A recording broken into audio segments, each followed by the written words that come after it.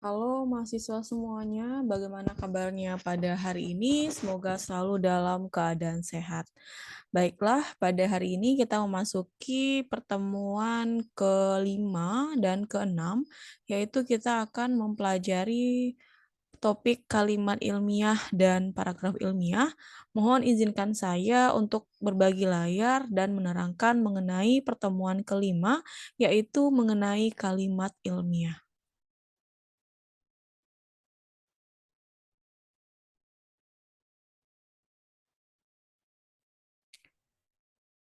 Baiklah, mahasiswa saya semuanya, ini adalah Salindia mengenai pertemuan kita yang kelima, yaitu kalimat ilmiah. Mahasiswa semuanya pasti sudah pernah mengetahui tentang kalimat, pengertian kalimat, ciri-ciri kalimat. Nah, di sini saya menuntut mahasiswa untuk mampu menerapkan kalimat ilmiah dalam penulisan karya tulis ilmiah sesuai dengan Kamus Besar Bahasa Indonesia dan Pedoman Umum Ejaan Bahasa Indonesia seperti yang sudah pernah saya perintahkan. Mahasiswa harus mengunduh di gawainya KBBI dan UEB. Nah, pada topik kalimat ilmiah yang akan kita bahas selama pertemuan mengenai kalimat ilmiah ini berlangsung, yang pertama sekali pengertian dari kalimat ilmiah, yang kedua syarat kalimat ilmiah, yang ketiga jenis kalimat ilmiah, dan yang keempat mengenai kalimat efektif. Di sini saya mengambil 3 pengertian kalimat dari para ahli.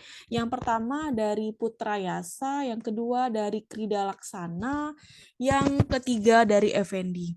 Putra Yasa mengatakan bahwa kalimat ilmiah itu merupakan satuan gramatikal yang dibatasi oleh adanya jeda panjang yang disertai nada akhir atau turunan. Krida Laksana mengatakan bahwa kalimat ilmiah itu dalam wujud tulisan, kalimat dimulai dengan huruf kapital dan diakhiri dengan tanda titik, tanda tanya, atau tanda seru. Jadi perlu mahasiswa ketahui ada 3 tanda saja yang dapat mengakhiri sebuah kalimat, yaitu titik, tanda tanya, dan tanda seru. Selanjutnya, Effendi. Effendi mengatakan kalimat ilmiah itu merupakan satuan bahasa yang berupa kata atau rangkaian kata yang dapat berdiri sendiri dan yang menyatakan makna lengkap.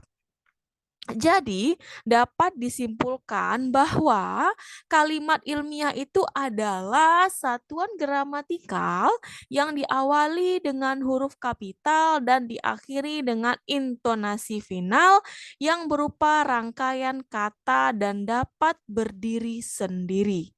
Nah, seperti yang sudah saya katakan tadi, intonasi final yang bisa mengakhiri sebuah kalimat yaitu tanda titik, tanda tanya, dan tanda seru. Selanjutnya,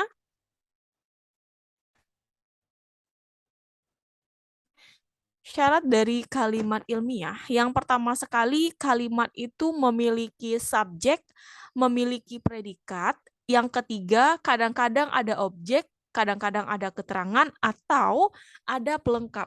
Jadi, objek, keterangan, dan pelengkap ini suatu syarat yang tidak wajib ya. Yang harus ada dalam kalimat ini tidak wajib. Tetapi sifatnya itu kadang-kadang. Kadang-kadang ada objek, kadang-kadang ada keterangan, kadang-kadang ada pelengkap. Tetapi subjek dan predikat itu wajib ada dalam kalimat. Jika seandainya mahasiswa membuat sebuah kalimat, kalimatnya itu panjang, tetapi setelah kita telusuri bahwa kalimat yang panjang itu tidak memiliki predikat, maka itu tidak bisa dikatakan dengan kalimat utuh atau dengan kalimat yang efektif. Nah, misalnya mahasiswa membuat kalimat panjang, tetapi di dalam kalimat itu hanya ada subjek saja, predikatnya tidak ada. Nah, itu juga tidak bisa dikatakan dengan kalimat yang efektif. Itu kalimatnya belum lengkap alias kalimat minor. Nah, mahasiswa harus paham perbedaan antara kalimat mayor dan kalimat minor. Kalau kalimat mayor, kalimat itu hanya kalimat sebatas perintah saja. Ya, sebatas kata kerja saja. Misalnya, pergi, tanda seru. Keluar, tanda seru. Itu dikatakan dengan kalimat. Kalimat apa? Kalimat minor. Terkadang sebagian orang mengatakan pergi, tanda seru. Itu dia mengatakan sebuah kata, tetapi itu salah. Kenapa? Itu adalah sebuah kalimat karena adanya intonasi final. Tetapi jika pergi tidak memakai intonasi final, itu baru bisa dikatakan dengan sebuah kata. Karena apa? Karena tidak ada intonasi akhirnya. Tetapi jika sudah ada intonasi akhir, putus titik. Nah, itu berarti dia minta putus, nggak usah kembali lagi. Nah, seperti itu ya. Nah, keluar tanda seru. Keluar tanda tanya. Nah, itu dinamakan dengan kalimat minor yang hanya ada kata kerjanya saja atau predikat saja. Nah, itu dinamakan dengan kalimat yang belum lengkap atau kalimat yang tidak efektif. Tetapi apabila sebuah kalimat dikatakan dengan kalimat yang efektif, kalimat itu harus ada unsur wajibnya, yaitu subjek dan predikat. Nah, sedangkan objek, keterangan, dan pelengkap itu sifatnya hanya kadang-kadang. Baik, selanjutnya. Nah, ini adalah ciri-ciri dari subjek predikat, objek, keterangan, dan pelengkap. Nah, ciri-ciri dari subjek. Yang pertama sekali, subjek itu membentuk sebuah kata, yaitu kata benda. Segala sesuatu yang berupa benda, itu posisinya sudah pasti subjek dalam sebuah kalimat. Contohnya apa? Contohnya seperti nama orang, seperti nama tumbuh-tumbuhan, ya, seperti nama binatang dan segala sesuatu yang dibendakan seperti komputer, laptop, ya, namanya misalnya Budi, Nanda misalnya ya, atau kelinci, kucing, anjing, lemari, pohon pinang, pohon mangga misalnya, pohon pisang. Nah, itu termasuk kata benda. Ketika Anda menemukan kata-kata yang seperti itu, nama hewan, nama orang, nama tumbuhan, nah itu dinamakan dengan kata benda. Selanjutnya, cara menentukan subjek ini dengan menanyakan apa atau siapa di hadapan predikat. Jadi, berapapun panjang kalimat yang akan kamu revisi nanti, misalnya saya memberikan kamu kalimat panjang ya, memberikan sebuah modul, carilah kalimat yang ada di modul ini. Lalu saya suruh kamu untuk merevisi sebuah kalimat. Nah, yang kamu cari itu bukan subjeknya terlebih dahulu. Apa yang akan dicari terlebih dahulu? Predikatnya. Kenapa predikatnya? Karena subjek ini merupakan jawaban dari predikat, ya. Sesuai dengan ciri-ciri subjek kedua, cara menentukannya dengan menanyakan apa atau siapa di hadapan predikat. Nah, selanjutnya ciri-ciri dari predikat. Predikat ini umumnya membentuk kata kerja. Segala sesuatu yang membentuk pekerjaan seperti mencuci, menyetrika, apalagi mengepel misalnya ya. Intinya yang berawalan me itu termasuk kata kerja yang aktif. Nah, segala sesuatu yang membentuk kata kerja itu sudah pasti polanya predikat kalau kamu menemukan dalam sebuah kalimat. Nah, selanjutnya yang kedua, ciri-ciri predikat yang kedua itu bagian yang memberikan keterangan terhadap subjek. Nah, jadi saya ulangi, kalau kamu menemukan atau kalau kamu saya suruh untuk merevisi sebuah kalimat, ya, sebuah kalimat saya suruh kamu untuk merevisinya, yang kamu cari terlebih dahulu itu apa? Yaitu predikatnya. Nah, kamu buat pertanyaan dari predikat, jawaban dari predikat itu sudah pasti posisinya subjek. Baik, kita langsung praktek ya. Saya akan buka Microsoft Word saya. Baik. Nah, tadi saya katakan bahwa kita harus menentukan predikatnya terlebih dahulu. Predikat itu sudah pasti posisinya kata kerja. Nah, kalimat nomor 1. ayah membelikan ibu sepatu baru di Matahari. Nah, mana yang termasuk di sini termasuk kata kerja? Di sini yang termasuk kata kerja adalah membelikan. Ya. Jadi kita buat kalimat dengan predikat yang sudah kita dapatkan yaitu membelikan. Kita buat kalimat. Siapa yang membelikan? Jawabannya ayah.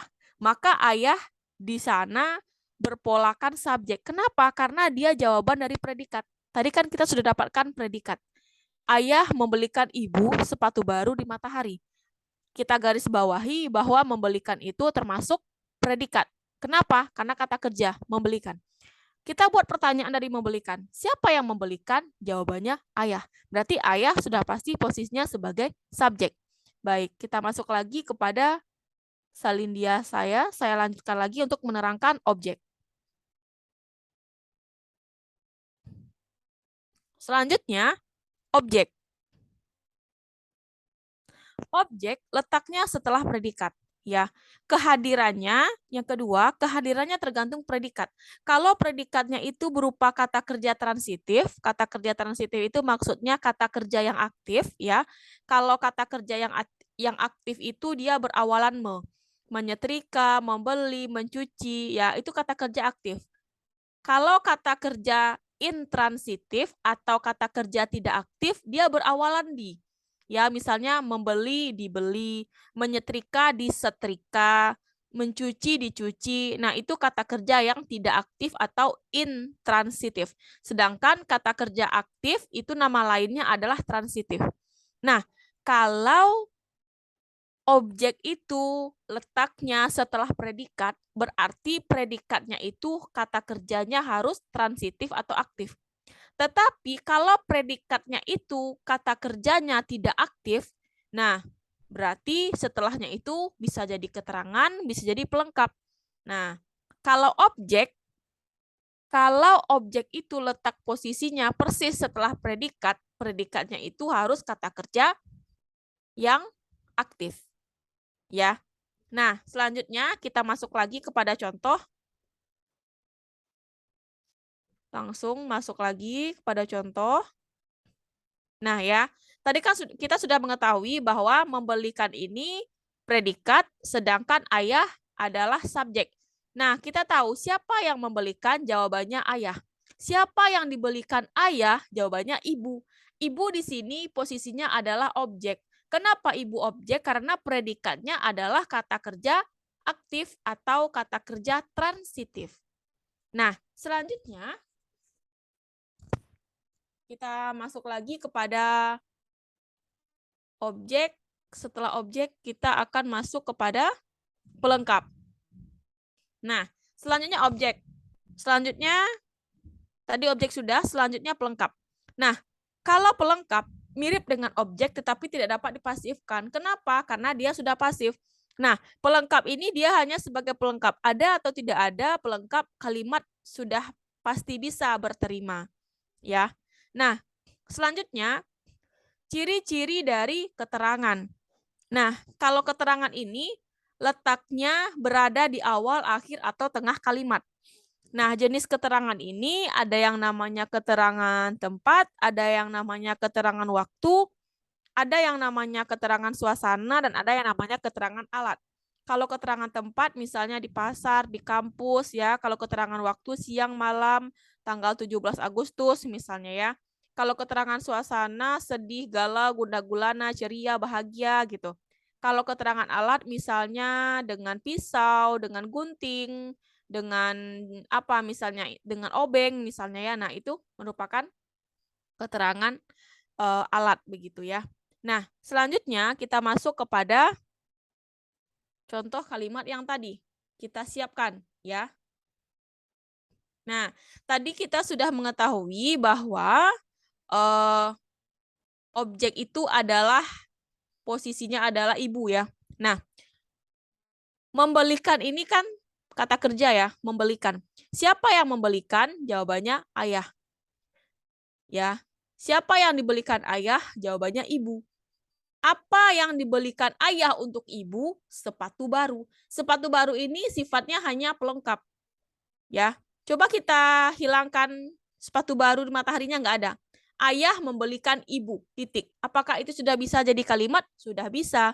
Kenapa? Karena subjek dan predikatnya sudah ada. Nah, ya. Jadi sepatu baru di sini sifatnya hanya sebagai pelengkap. Nah, di mana ayah membelikan ibu sepatu baru? Jawabannya di matahari. Di matahari di sini termasuk keterangan tempat. Nah, di sini kita yang kedua lagi ya. Yang kedua, pergi. Pergi merupakan kata kerja. Kenapa kata kerja? Ya, karena dia pergi melakukan sesuatu. Ya, siapa yang pergi? Jawabannya kakak. Ya, kemana kakak pergi? Jawabannya ke pasar. Nah, ke pasar di sini merupakan keterangan tempat. Kenapa tidak objek? Karena predikatnya tidak kata kerja aktif.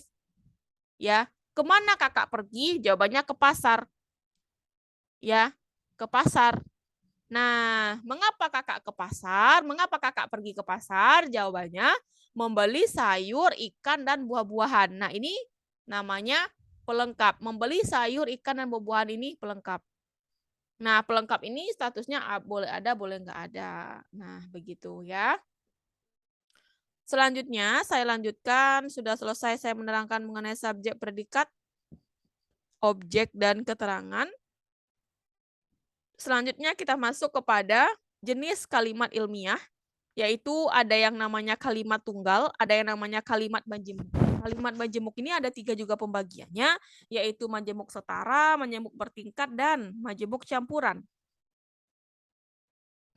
Selanjutnya, kalimat tunggal. Ya, seperti yang sudah saya katakan bahwa kalimat tunggal itu terdiri atas satu subjek dan satu predikat ya. Nah, selanjutnya kalimat majemuk setara. Kalimat majemuk setara ini minimal terdiri dari satu subjek dan satu predikat. Intinya tidak boleh bersubjek ganda, tidak boleh berpredikat ganda. Intinya kalimat itu polanya nggak boleh ganda. Subjek, predikat, objek, keterangan, dan pelengkap itu tidak boleh ganda. Harus ada satu dalam kalimat itu, tidak boleh ganda ya. Tidak boleh 2 subjek, tidak boleh 2 predikat.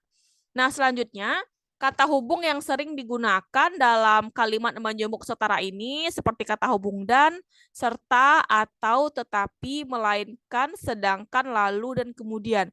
Nah, ini adalah kata hubung yang sering digunakan dalam kalimat majemuk setara. Ya. Nah, selanjutnya kalau kalimat majemuk bertingkat itu kalimatnya memiliki induk dan anak kalimat. Nah, sedangkan kata penghubung yang sering digunakan, yang biasa digunakan adalah karena, meskipun, walaupun, jika. Nah, banyak lagi kata penghubung yang lain, tetapi kata penghubung yang sering masuk adalah kata penghubung yang ini. Nah, seperti itu, ya. Maksudnya apa? Kalimat majemuk bertingkat ini memiliki induk dan anak kalimat. Nah, maksudnya bagaimana? Maksudnya seperti ini. Misalnya, Bu Nanda sedang makan siang ketika adiknya sampai di Bandara Soekarno-Hatta misalnya. Nah, itu ada anak, ada induk, dan ada anak. Apa induknya? Bu Nanda sedang makan siang nih, itu induknya. Anaknya apa? Ketika adiknya sampai di Bandara Soekarno-Hatta. Jadi waktunya itu terjadi bersamaan. Nah, ketika kita hendak membuat sebuah kalimat, misalnya nanti saya suruh buatlah kalimat majemuk bertingkat misalnya ya. Nah, kamu harus mencari arti dari ketika. Ketika itu apa ya artinya? Kamu lihat dulu ke BBI. Ketika itu artinya suatu kejadian yang ketika itu artinya kata hubung yang menandakan suatu kejadian yang terjadi secara bersamaan. Nah, karena apa artinya? Nah, kamu cari dulu artinya di KBBI, baru kamu membuat kalimat. Ya, jangan tidak kamu cari artinya di KBBI, kamu langsung aja membuat kalimat. Nanti kalimatnya akan salah. Nah, cari dulu karena artinya apa sih? Meskipun artinya apa sih? Walaupun artinya apa sih? Jika artinya apa sih? Nah, begitu ya. Nah, kita kembali ke kalimat majemuk setara. Kita ambil kata atau ya, atau. Atau itu kan merupakan kata penghubung yang menyatakan pilihan ya, pilihan. Nah, pilihan itu yang maksudnya bagaimana? Pilihan itu yang sama ya. Bu Nanda memakai baju warna abu-abu atau baju berwarna merah. Nah, itu kan pilihan ya, memilih 2 hal yang sama, baju berwarna abu-abu atau baju berwarna merah. Nah, Bu Nanda pilih yang mana? Begitu, ya. Misalnya Bu Nanda makan makan ikan lele atau beli baju nah itu kan 2 pilihan yang berbeda. Tidak bisa ya, tidak bisa kita, tidak bisa kita masukkan kata hubung yang, eee, kalimatnya itu tidak berterima atau tidak efektif, begitu.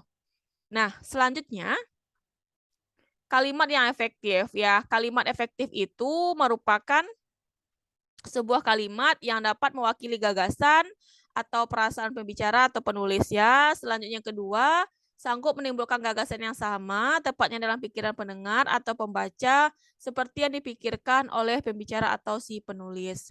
Selanjutnya, kalimat efektif itu harus memiliki kesatuan yang jelas, kepaduan yang baik dan kompak, penekanan yang wajar, variasi atau keanekaragaman, paralelisme, atau kesejajaran dan penalaran. Selanjutnya, yang dinamakan dengan kalimat itu kesatuan, itu harus memiliki minimal, 1 subjek dan predikat. Kalimat tidak boleh, kalimat lengkap itu tidak boleh muncul, karena bersubjek ganda, tidak bersubjek, berpredikat ganda, tidak ada objek dan tidak ada predikat. Nah, itu kalimat tidak lengkap ya. Jadi, kalau subjek ganda, tidak ada subjek, tidak ada predikat, tidak ada objek, tidak berpredikat, itu kalimatnya dikatakan dengan kalimat yang tidak lengkap. Selanjutnya, kalimat yang padu atau kompak itu yang pertama sekali adanya hubungan timbal balik antar unsur yang membangun kalimat, tata urutan katanya yang tepat, kecermatan penggunaan kata tugas, ketepatan pemakaian kata, dan tidak ambigu atau bermakna ganda. Nah, selanjutnya kehematan di sini maksudnya menggunakan partikel penekanan seperti partikel kah, lah, dan pun. Contohnya, bisakah kamu membantu saya? Walaupun hari hujan, saya tetap pergi ke sekolah. Nah, selanjutnya hati-hati menggunakan repetisi. Repetisi di sini adalah pengulangan kata yang tidak tepat. Misalnya, dia tidak pergi ke pesta karena ia sakit. Nah, itu adanya pengulangan kata dia dan ia ya. Dia tidak pergi ke pesta karena ia sakit. Harusnya bagaimana yang efektifnya? Dia tidak pergi ke pesta, koma, karena sakit, titik. Udah seperti itu saja. Yang ketiga, menambahkan kata yang maknanya menyangatkan seperti sangat sedih, sangat terharu misalnya ya. Nah, itu maksud dari kehematan. Selanjutnya, kesejajaran atau keparalelismean. Mmm Kalau kita membuat kesejajaran ini, kita harus menegaskan atau mementingkan sebuah kata dalam kalimat, misalnya adanya penambahan partikel atau dengan menggarisbawahi kata tersebut atau mengulang kata yang sama ya biar sejajar. Nah, mengulang kata yang sama ini harus kata yang sejajar dan, eee, efektif ya. Kalau tidak efektif berarti itu kesejajaran atau keparalelismenya salah. Atau dengan kita menambahkan sebuah partikel itu juga bisa sejajar kalimatnya. Nah, selanjutnya terima kasih sudah menonton video saya mengenai pertemuan kelima yaitu kalimat ilmiah. Saya sudahi dengan salam Om Swastiastu, nama budaya, salam kebajikan. Assalamualaikum warahmatullahi wabarakatuh.